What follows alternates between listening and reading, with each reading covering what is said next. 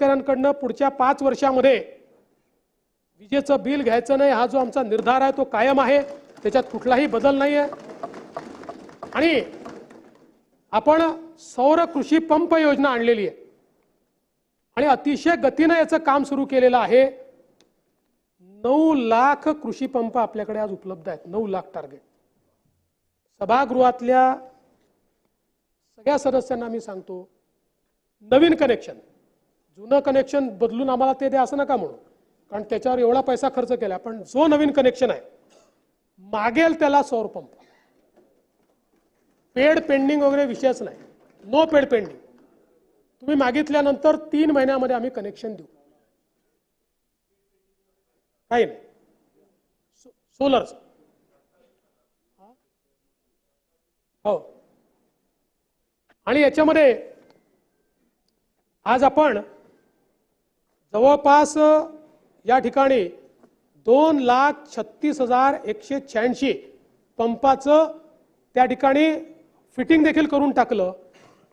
म्हणजे मी याकरता विभागाचं अभिनंदन करतो की जेव्हापासून सौर पंप आपण वापरणं सुरू केलं, योजना सुरू केल्या वेगवेगळ्या, या सगळ्या काळामध्ये दादा आपण जेवढे सौर पंप लावलेत त्यापेक्षा जास्त सौर पंप मागच्या 1 वर्षात लावले आणि मोठ्या प्रमाणात आता हे काम चाललेलं आहे। याची सगळी आकडेवारी देऊन आता मी काही आपला वेळ घेत नाही, पण मला असं वाटतं की ऊर्जा क्षेत्रामध्ये खूप मोठ्या प्रमाणात आपण मागच्या काळामध्ये योजना सुरू केल्यात।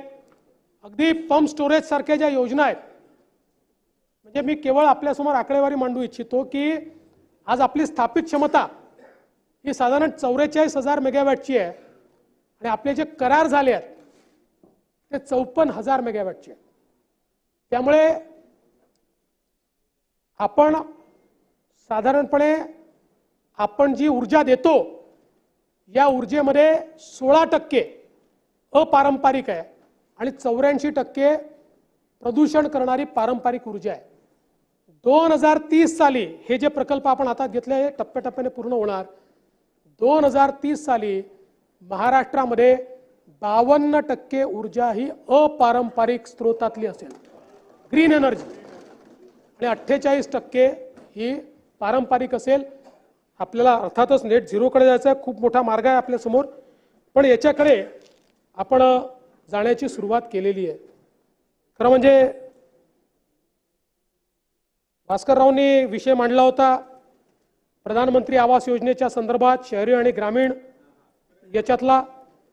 निश्चितपणे या संदर्भात आपण अनुदान वाढीच्या संदर्भात केंद्र सरकारकडे विनंती केलेली आहे की हे अनुदान वाढलं पाहिजे, कारण आपण आपल्या राज्य योजनांचे अनुदान हे वाढवण्याचा विचार करतो आणि त्यामुळे मग जर हे मॅचिंग झालं नाही तर त्यातनं नवीन अडचणी तयार होतील आणि म्हणून त्यातल्या कॅटेगरीज वाढल्या पाहिजे, शहरी, निमशहरी अशा प्रकारच्या, आणि ग्रामीणमध्येही अनुदान वाढलं पाहिजे। ही जी आपली मागणी आहे त्याचा प्रयत्न हा केंद्र सरकारकडे आम्ही करतो। हा आहे ना, तो आपलं म्हणणं खरं आहे, कारण आता जवळपास सॅच्युरेशन झालं आहे, आता जे राहिले आहेत त्यांच्याकडे जागा नाही आहे आणि म्हणूनच परवाचा तुकडेबंदीचा कायदा असेल किंवा गायरान जमीन, आता आपण गायरानचा आहे आणि आता झुडपी जंगलांनी तर मोठा प्रश्न सॉल्व्ह होणार आहे, पण ती अगदी अंतिम टप्प्यात केस ही सुप्रीम कोर्टमध्ये आहे। कोर्ट कमिशनरनी जो रिपोर्ट दिलेला आहे तो आपल्या फेवरचा आहे, त्यामुळे तोही प्रश्न निश्चितपणे या ठिकाणी सॉल्व्ह होईल। आज सोयाबीनच्या संदर्भात या ठिकाणी मोठ्या प्रमाणात आपण खरेदी सुरू केली आणि जवळपास 417 केंद्र नाफेडचे, 169 केंद्र NCCFचे, असे आपण 586 केंद्र हे या ठिकाणी सुरू केलेले आहेत। आणि जी मागणी सातत्याने होत होती की उत्पादकता वाढवून द्या, तोही निर्णय आपण घेतला। उदाहरणादाखल बीड जिल्ह्यासाठी प्रति हेक्टरी 9.5 क्विंटल एवढी उत्पादकता पकडली होती, ती आता 21.50 क्विंटल एवढी केली आहे। लातूर जिल्ह्याकरता 12.30 क्विंटल होती, ती 20 क्विंटल एवढी सुधारित उत्पादकता केलेली आहे। त्यामुळे शेतकऱ्याला तेवढं जास्ती आपलं सोयाबीन हे त्या ठिकाणी देता येईल, कारण पूर्वी 12पेक्षा जास्त त्यांनी द्यायचा प्रयत्न केला तर त्याच्या 7-12वर त्याला ते देता येत नव्हतं. ही उत्पादकता वाढल्यामुळे त्याला फायदा होणार आहे आणि जवळपास आतापर्यंत 1,89,450 मेट्रिक टन सोयाबीनची खरेदी केली आहे. ही गेल्या 15 वर्षातली सर्वाधिक खरेदी आहे, रेकॉर्ड खरेदी आहे. आणि 12 जानेवारीपर्यंत आम्ही ती सुरू ठेवणार आहोत आणि गरज पडली तर केंद्र सरकारकडे जाऊन अजून त्याच्यामध्ये आपण वाढ मागू. एवढंच नाही तर केंद्र सरकारला आपण विनंती केली होती की पाऊस उशिरापर्यंत आला त्याच्यामुळे त्या ठिकाणी आर्द्रता जी आहे, मॉइश्चर, हे मॉइश्चर जास्त आहे म्हणून पहिल्यांदा केंद्र सरकारने नेहमी 12% मॉइश्चरची खरेदी होते 15% मॉइश्चरची खरेदी अलाउ केली आणि त्यामुळे मोठ्या प्रमाणात ही खरेदी चाललेली आहे. आणि जिथे गेलं नसेल, माझी विनंती आहे, जिथे गेलं नसेल त्या आमदारांनी आम्हाला पॉइंट आउट करून द्यावं, तिथे कडक शब्दात सांगण्यात येईल आणि केंद्र सरकारला सांगून त्या खरेदी केंद्रावरच कारवाई केली जाईल. आणि नंतर नंतर नंतर असं मध्ये मध्ये बोलता येत नाही. आणि एवढंच नाही तर आता एक प्रयत्न आमचा असा आहे की यावेळी पणन आणि कृषी विभागाला टार्गेट देऊन आपल्याला दरवेळेस खरेदी केंद्र उघडा, मग ते उघडले नाही, मग उघडले तर उशिरा उघडले.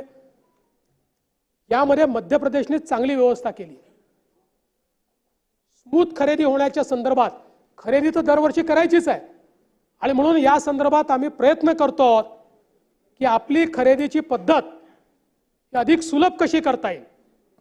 आणि अनेक वेळा म्हणजे आपण प्रयत्न करून आपल्या FPOsला खरेदीची परवानगी दिली पण काही ठिकाणी FPO बदमाशी करायला लागले. त्याच्यामुळे ट्रान्सपरंटली खरेदी कशी होईल याचा प्रयत्न आपण पुढच्या काळामध्ये निश्चितपणे करणार आहोत. आणि गरज असेल तर सेंटर देखील वाढवू, काही अडचण नाहीये. अध्यक्ष महोदय, यासोबत लाडकी बहिणीच्या संदर्भात आधीच सांगितलं त्यामुळे आता पुन्हा सांगत नाही. अन्नपूर्णा योजनेच्या अंतर्गत आपण त्या ठिकाणी जे काही अनुदान आहे ते दिलेलं आहे. माननीय बाळासाहेब ठाकरे स्मृती मातोश्री ग्रामपंचायत बांधणी योजना या योजनेच्या अंतर्गत 1748 ग्रामपंचायतींना प्रशासकीय मान्यता आपण दिलेली आहे आणि त्यातनं त्यांचं देखील बांधकाम जे आहे ते आपण सुरू करतो. यासोबत एक निलेश राणेजींनी मुद्दा मांडला होता पोर्ट्सच्या संदर्भात आणि विशेषतः कोकण किनारपट्टीवरील पोर्टच्या संदर्भातला. एकतर त्यांनी ही देखील मागणी केली की त्याचं ऑडिट झालं पाहिजे. निश्चितपणे मागच्या काळामध्ये हे सगळे पोर्ट्स आणि त्यासोबत 700 पेक्षा जास्त लँडिंग पॉइंट्स आहेत. या लँडिंग पॉइंट्सला कसं मॅन करता येईल या संदर्भातला एक आराखडा आपण तयार केलेला आहे आणि त्यातनं अधिक सुरक्षित अशा प्रकारचं वातावरण कसं तयार करता येईल हा आपला प्रयत्न आहे. आज आपल्याला कल्पना आहे की केंद्र सरकारने आपल्या राज्यामध्ये पालघर जिल्ह्यामध्ये वाढवण बंदराला मान्यता दिली आहे. जवळपास 76,000 कोटी रुपयाचा हा प्रकल्प आहे. वाढवण बंदर याकरता अत्यंत महत्त्वाचं आहे की देशामध्ये वाढवण अशी जागा आहे की ज्या ठिकाणी 10 किलोमीटरपर्यंत 20 मीटर डीप ड्राफ्ट आहे. त्यामुळे जगातलं कुठलंही जहाज, आज जगातले मोठे वेसल आपल्याकडे येऊ शकत नाही आणि तुम्ही जगाच्या इतिहासात कुठलंही मोठी अर्थव्यवस्था बघा, मॅरीटाईम अर्थव्यवस्थेशिवाय कोणीच मोठं झालेलं नाही. जगात बाकी किती वेज येऊ द्या पण जोपर्यंत मॅरीटाईम इकॉनॉमी उभी होत नाही तोपर्यंत समृद्धी येत नाही. पोर्ट लेड डेव्हलपमेंट हाच जगाच्या इतिहासाचा मार्ग राहिलेला आहे. आणि विशेषतः ज्या प्रकारे चीननी कोविडच्या काळामध्ये सप्लाय चेन डिस्टर्ब केली त्यानंतर तर नवीन सप्लाय चेन तयार करणं ही जगाची प्रायोरिटी झाली आहे आणि त्या प्रायोरिटीमध्ये सगळ्यात महत्त्वाचं काही ठरणार असेल तर वाढवण बंदर ठरणार आहे. आज भारताच्या एकूण कंटेनर ट्रॅफिकपैकी 65% कंटेनर ट्रॅफिक एकटं JNPT पोर्ट सांभाळतं. या JNPT पोर्टच्या 3 पट मोठं वाढवण बंदर आहे. आज देशाची जेवढी क्षमता आहे तेवढी क्षमता एकट्या वाढवण बंदराची आहे. त्यामुळे हे एक बंदर, आणि मी देशाचे प्रधानमंत्री माननीय मोदीजी 30-35 वर्ष ते होत नव्हतं, त्यात अनेक अडचणी होत्या. ज्यावेळी मी मुख्यमंत्री झालो त्यावेळेस आम्ही त्या अडचणी समजून घेतल्या. त्यातली मुख्य अडचण ही राईट ऑफ वेची होती, कारण डहाणू नॅचरल एरियातनं तो राईट ऑफ वे होता, त्यामुळे सुप्रीम कोर्ट परवानगी देत नव्हतं. आम्ही नवीन राईट ऑफ वे शोधून काढला जो नॅचरल एरियाच्या आणि त्याला डीप सी पोर्ट तयार करायचा अशा पद्धतीनं एक थोडा राईट ऑफ वे समुद्रातनं शोधून काढला, आणि त्यामुळे त्याला सगळ्या प्रकारच्या मान्यता मिळाल्या. त्याचं काम आता मोठ्या प्रमाणात सुरू होत आहे. आणि हा JNPT आणि महाराष्ट्र सरकार यांचा संयुक्त उपक्रम आहे. आपण 2018 साली एक याची कंपनी तयार केली. त्या कंपनीमध्ये 74% JNPT पोर्ट आणि 26% आपलं मुंबई आपलं काय म्हणतो आपलं मॅरीटाईम बोर्ड अशी आपली कंपनी आहे. मी माननीय या भूमिपूजनाच्या वेळी माननीय देशाचे प्रधानमंत्री मोदीजींना विनंती केली होती की इतका मोठा पोर्ट आपण करतोय, जगाच्या पाठीवरचे सगळे मोठे एअरपोर्ट हे पोर्ट रिक्लेमेशनचे पोर्ट आहेत, आणि त्यामुळे मुंबईचा 3रा एअरपोर्ट जर तिकडे केला, तुम्ही केली होती, पण मी त्याला नवीन पर्याय दिला. हेडलाइन्स प्रायोजक राजयोग पेंट्स, आनंद तुमचा, रंग आमचा.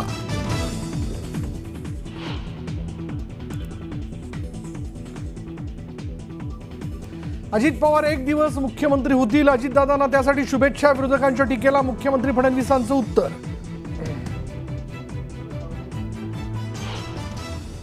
मुंबईमधील मेट्रो 3 मे 2025 पर्यंत सुरू होणार, मुख्यमंत्री देवेंद्र फडणवीसांची घोषणा.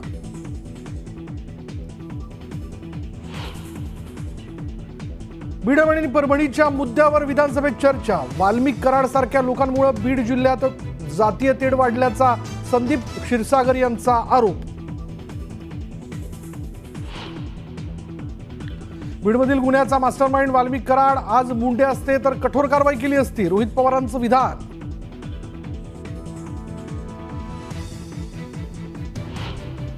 विधान परिषद सभापतीपदी राम शिंदेंची एकमताने निवड, राम शिंदे विधान परिषदेचे नवे सभापती.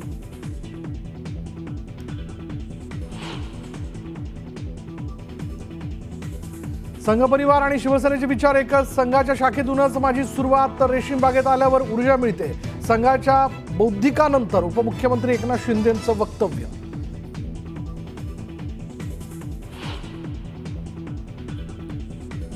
मुंबईमधील बोट अपघातात 13 जणांचा मृत्यू, घटनास्थळी नौदल, मुंबई पोलीस आणि हेलिकॉप्टरने सर्च ऑपरेशन केलंय सुरू.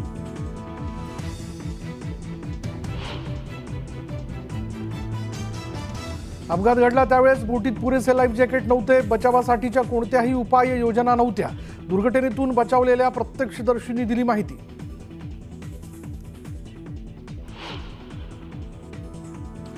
मुंबई महापालिकेसमोर वंचित बहुजन आघाडीचं आंदोलन, अमित शहांच्या आंबेडकरांवरील वक्तव्याविरोधात वंचित आक्रमक.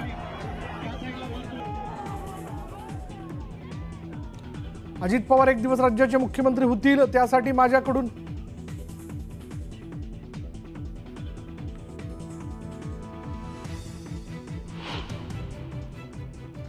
महत्त्वाच्या बातमीने आपण सुरुवात करूया. बातमी अशी की अजित पवार एक दिवस राज्याचे मुख्यमंत्री होतील, त्यासाठी माझ्याकडून अजितदादांना शुभेच्छा आहेत असं म्हणत मुख्यमंत्री फडणवीसांनी शुभेच्छा दिल्या. त्याचबरोबर अजित पवारांच्या उपमुख्यमंत्री पदाच्या रेकॉर्डवरही त्यांनी भाष्य केलं.